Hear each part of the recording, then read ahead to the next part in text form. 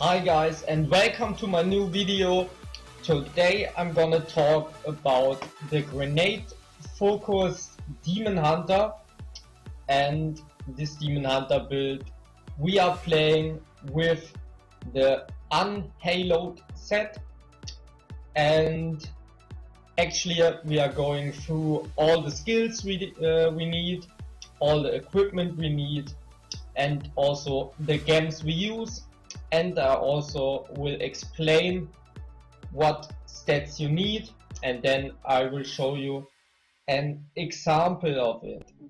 Okay, so we are starting with the set in general. We are playing with the Unhallowed Essence, and we are using, as you can see, the gloves, the shoulders, the helmet, the torso, and also the shoes. That is the main part of our equipment. For weapons we use Dawn and also the Fortress Ballista. Those two weapons are very important because they are key for our char, so we can have success. For wings we use the Compass Rose in combination with the Traveler's Pledge. Very important for sustain because you get reduced damage, and also while you are standing still you get 100% increased damage. And we are also using the convention of elements. You obviously want one with a high passive, and in this case I have 198%, and in the best case scenario you have 200%. Why are we using only 5 set items? Because in the cube we have the Ring of the Royal Grandeur, and that is allowing us to wear those pants, the Death Diggers, and with those our primary skills deal an additional amount of damage up to 100%. In my case they aren't optimal, just 89%, but that's why we use the ring, and that is also why we only use 5 parts of the set. Also in the cube, and very important, there are no other choices really, is the Hunter's Wrath as our belt. You can switch the belt I'm wearing, the Hellcat's waist guard, with this one. So if you have a really good one of this, you can obviously change the two ways, but it's obviously better to have the Hellcat race card because of the passive. Okay, this passive is very hard to get in perfect, and that one is not choosable. So that is our main equipment. As a weapon we have the Burisa. So our projects we are shooting from the grenade will hit more targets. So let's go into the skills. Our main skill is grenade with cluster grenades. So we throw more grenades, and that's our main skill, and it's fire damage. So on every item where it's possible, for example on the Traveler's Pledge, you want to have a maximum amount of fire skills. So also on the wrists, no problem. Always roll fire skills with this build.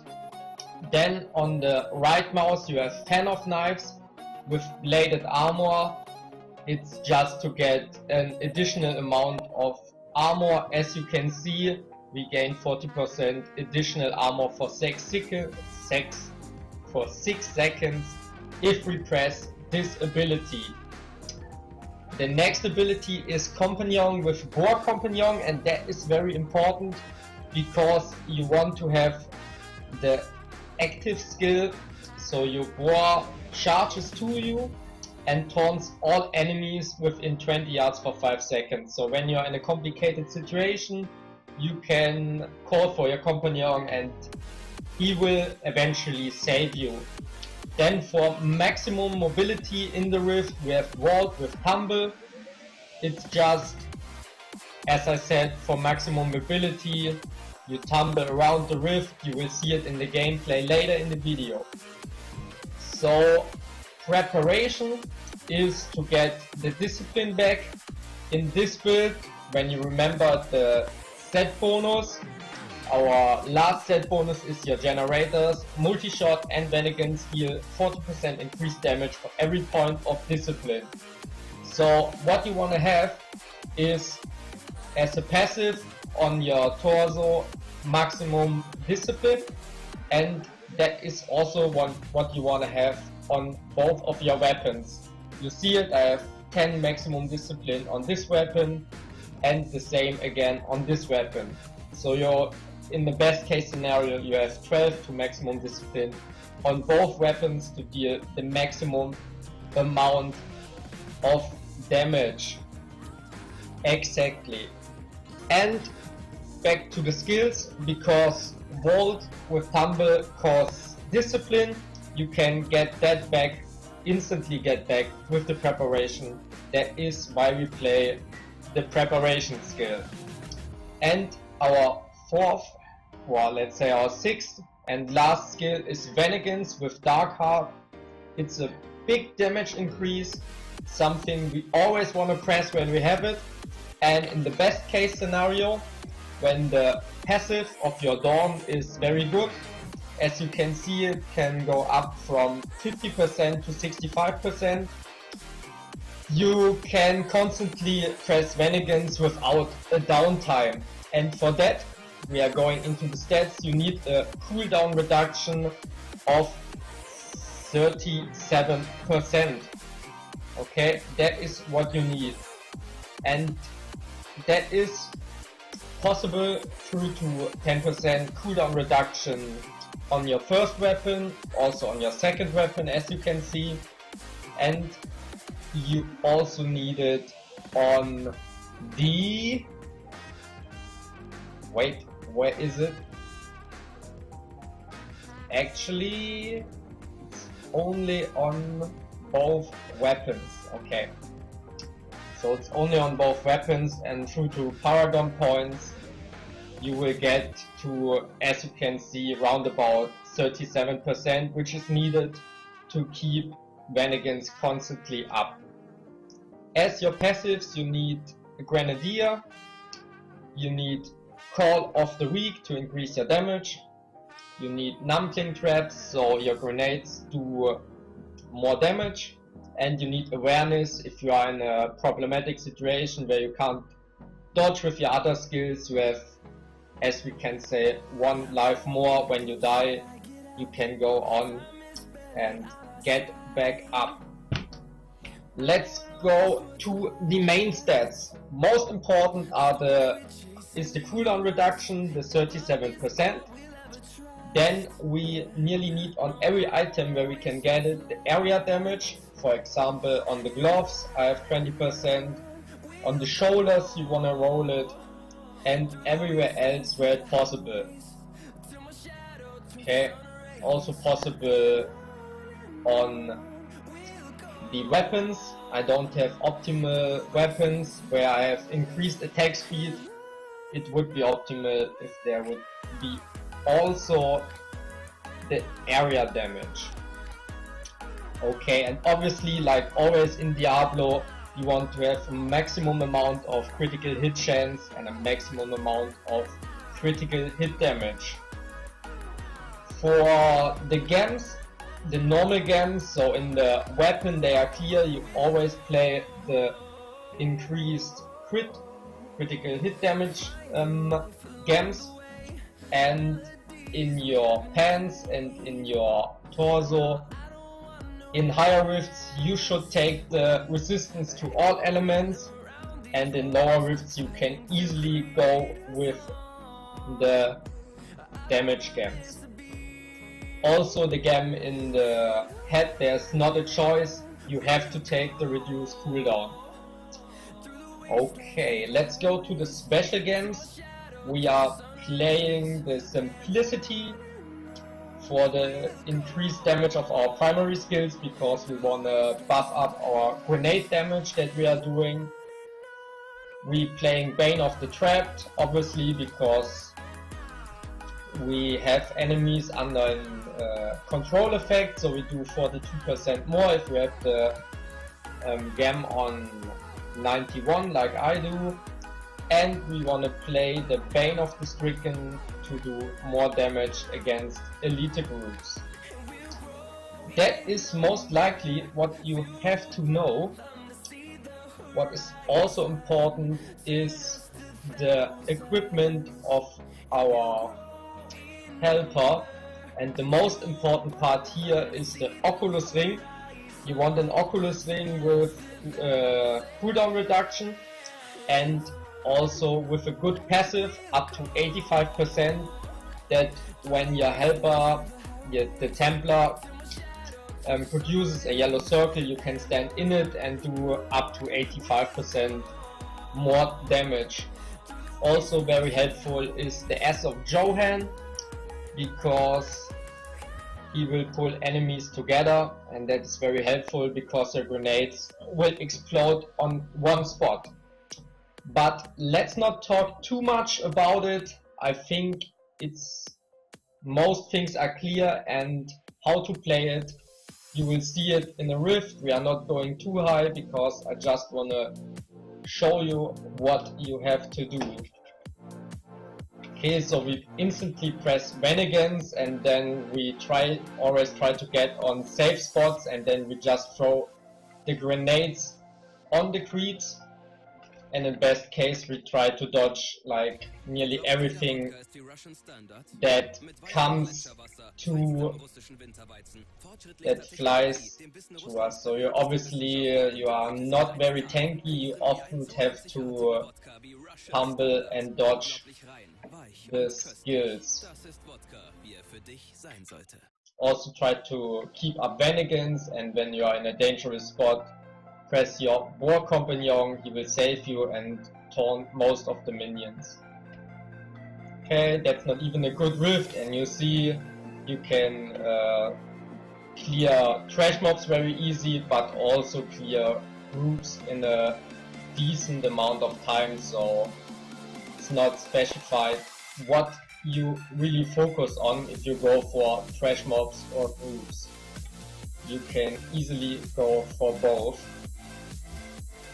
Okay, so we are just clearing here. Always try to roll when there are not too many minions, because you're playing with area damage, so it's kinda important that you always have enough minions that are hit by your damage, so you can get out the maximum amount of damage and get the maximum amount of progress in the Rift. So we got that very easily, and we go to the next floor and see what is coming. So as a floor in general, that is a very good one. You want open worlds, open territories where a lot of creeps can come to you and you can easily shoot them. Always, when it's possible, try to stay in the yellow circle for the increased damage of the Oculus Ring.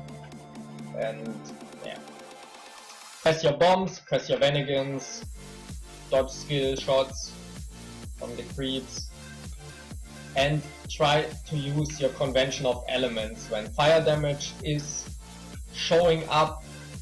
Like now, try to make sure to have a decent amount of creeps you can shoot.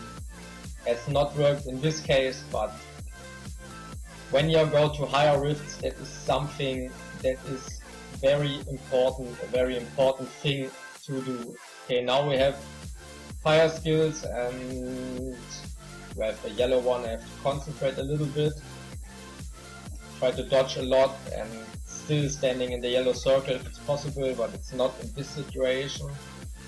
Let's taunt them, because it's a little bit of a dangerous situation, but yeah, it's no problem in a 70 rift. It's just to show you how you can play it. Also think about the fact that you have an absorbing shield because of your second weapon, so you can actually tank some skill shots. You don't die from everything that hits you, but in general you should try to dodge most of the things they shoot at you. Okay, let's go to the third floor, see what is going on there. Okay, roll through here because you can't shoot through, which is annoying. Okay, let's take the speed pylon, find a safe spot. Obviously not that easy in this situation. Okay, let's shoot out of the yellow circle. Okay, let's get this done.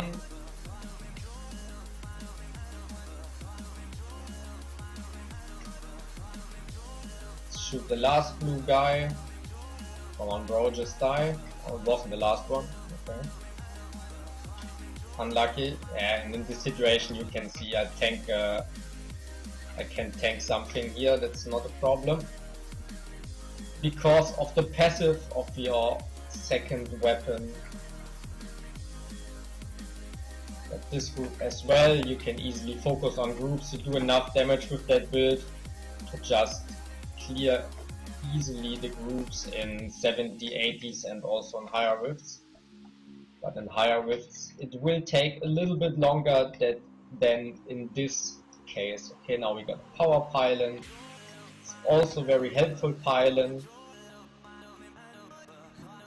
Let's see. But actually would be better when we also get enemies, which was not the case.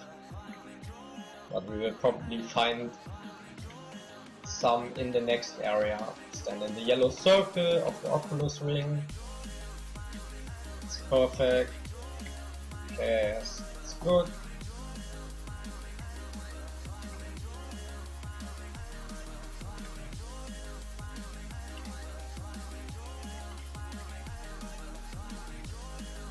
Yeah, I have to roll away from there. See, the arcane damage is not good for you. Yeah, that's a dangerous position we are in. Concentrate a little bit in this situation. Now we had our fire, and there was the situation where I didn't dodge, where I thought I could just tank it. And that's a little bit an experience thing. You have to find out what can you take, what abilities you better dodge to survive actually, and I miscalculated that in this situation. But yeah, that happens, and when you play this a lot it will happen less and less. Okay, now I thought again I could tank it and I nearly died again.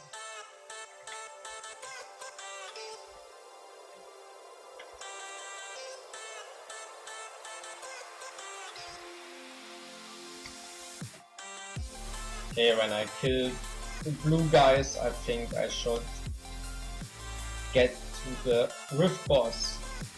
Okay, no, actually we need 1% more.